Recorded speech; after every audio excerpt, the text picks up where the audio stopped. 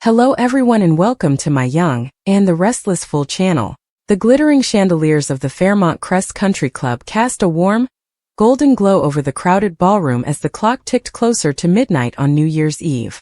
Laughter and the clink of champagne glasses filled the air, mingling with the upbeat swing of the live band playing classic hits to usher in the new year.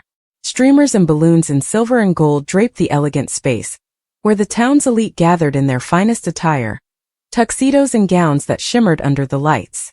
Right in the heart of the festivities stood Vanessa and Joey, arm in arm, moving gracefully across the dance floor. Joey, usually so guarded in public, held Vanessa close with a proud smile, his hand firmly on the small of her back as he whispered something in her ear that made her laugh softly. He spun her gently, pulling her back in, making it clear to anyone watching that he was done hiding their connection. Vanessa's eyes sparkled with a mix of surprise and delight. This was the first time he'd been so openly affectionate in such a high-profile setting, and it felt like a promise fulfilled. Around them, couples swayed, friends toasted, and the energy built toward the inevitable countdown. Across town, the vibe at Uptown was electric and soulful. The upscale lounge packed wall-to-wall with revelers dressed to impress in sequins and sharp suits. The stage lights dimmed dramatically as Kenny Lattimore took the microphone, his smooth voice filling the room with a rendition of For You that had everyone swaying and singing along. Madison stood near the front, her eyes wide with amazement as she watched him perform live for the first time. She'd grown up listening to his albums on repeat, and now here he was mere feet away, pouring his heart into every note. She clutched her drink, mesmerized, occasionally glancing at her friends with an excited grin, mouthing the lyrics as the crowd erupted in applause between songs. The atmosphere was intimate yet explosive, confetti cannons ready to burst as the new year approached. Not far away at Orphegene's, the neighborhood bar buzzed with a more laid-back celebration, pool tables pushed aside for dancing, strings of lights twinkling over the wooden bar, and a big screen showing the Times Square ball drop. Ted Richardson and Shanice were tucked into a cozy booth, laughing over shared stories and plates of appetizers, their chemistry undeniable after months of flirting. Ted raised his glass to her with a warm smile, and Shanice clinked hers against it, her eyes locking onto his with a playful spark. As the countdown began on the screen 10, 9, 8, the room chanted along, cheers growing louder. 7, 6, 5. Ted turned to Shanice and she to him, the noise fading into the background for a moment. For 3, 2. There was a slight pause, a breath held between them, hearts racing. 1. Happy New Year. The ball dropped, confetti exploded, and in that instant they leaned in, sharing their first kiss, soft, tentative at first, then deepening with the promise of something new.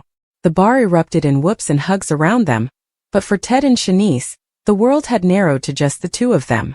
Back in a quieter corner of Fairmont Crest, Isaiah and Eva lounged on the plush couch in his living room, the muffled sounds of distant fireworks filtering through the windows as the new year began. Empty takeout containers sat on the coffee table, remnants of their low-key evening spent watching old movies and talking late into the night. The TV flickered with post-countdown coverage, but neither was paying much attention. Isaiah shifted closer to Eva, his arm draped casually over the back of the couch behind her. He looked at her seriously for a moment, then said softly, "You know, I can have a girlfriend and a career. It doesn't have to be one or the other."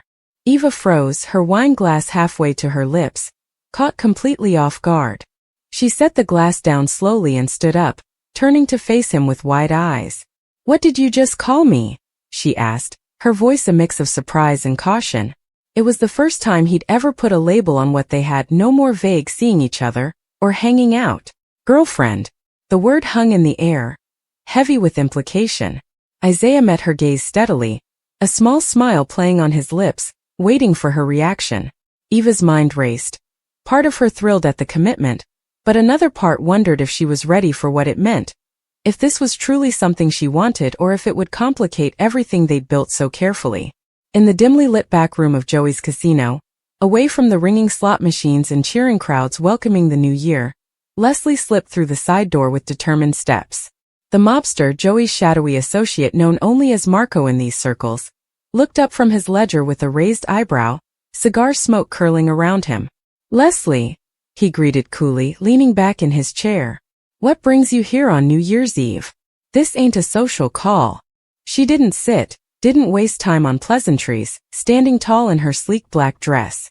"I'm here with a business proposal," she said directly, her eyes sharp. "One you're definitely going to want to hear." Marco exhaled slowly, studying her, a faint smirk forming.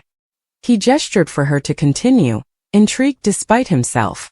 Leslie laid it out. A plan involving insider information, leverage over certain Fairmont Crest players, and a cut that could line both their pockets handsomely, all tied to Joey's operations. Working with Joey through this back channel could only mean trouble rippling out to everyone else in town. Vanessa, the country club set, even the hospital crowd. Marco nodded thoughtfully, the deal taking shape in the haze of celebration echoing faintly from the main floor.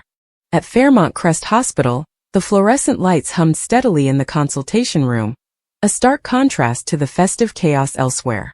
Anita and Vernon sat side by side on the uncomfortable chairs, her hand in his as they waited for yet another update that never seemed to come.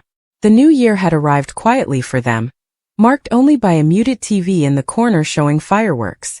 Vernon squeezed her hand gently, then turned to her with resolve in his eyes. "Anita," he said softly, "it's time. We have to tell the kids." She looked away, her face tightening with dread, hating the idea of burdening them with her health crisis now, of all times. Tears welled up as she nodded slowly, reluctantly agreeing despite the pain it caused her. "You're right," she whispered, voice breaking. "They deserved to know." Vernon pulled her into a hug, holding her as the weight of the secret they'd carried settled heavier in the silent room. Meanwhile, back at the country club, the party was still in full swing, though Vanessa paused mid-sip of her champagne, scanning the room with a slight frown. She leaned over to a nearby friend, her voice concerned over the music. "Have you seen Nicole? She stepped out earlier, said she got a call from her father. Maybe there was an emergency or something." The friend nodded sympathetically, promising to keep an eye out, as Vanessa's worry lingered amid the cheers. In a quieter lounge area off the ballroom, Danny and Andre sat close on a velvet couch, his arm wrapped tightly around her shoulders, holding her as if to shield her from the world. Danny leaned into him, her eyes distant, drawing comfort from his steady presence as unspoken fears about family and health swirled in her mind. Later that night, or perhaps early into the new year, Danny pulled up to Bill's house, the porch light casting long shadows on the driveway. She hesitated before knocking, but the door flew open almost immediately, Haley standing there with fire in her eyes. "Get out!" Haley yelled, voice sharp and raw. "You have no right to be here." Bill appeared behind her moments later, rubbing sleep from his eyes or perhaps just weary from the holiday tension. "What's going on?" he asked, then spotted Danny. "Danny, whatever you need to say, it can be said in front of Haley. She's family too." Danny shook her head, stepping forward urgently. "No, Bill, it's about our girls." Her words hung heavy, cutting through the anger. With Anita's health crisis already looming over the family like a storm cloud, this felt like the worst possible timing for yet another blow. Were Chelsea and Naomi facing something similar? Predisposed to the same type of cancer that had struck Anita?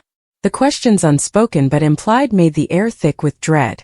Elsewhere, in a dimly lit hallway, perhaps at the hospital or back home, Nicole leaned against the cold wall, sliding down until she sat on the floor, breaking down in uncontrollable tears, her father's call delivering news that shattered her New Year's illusions in an instant.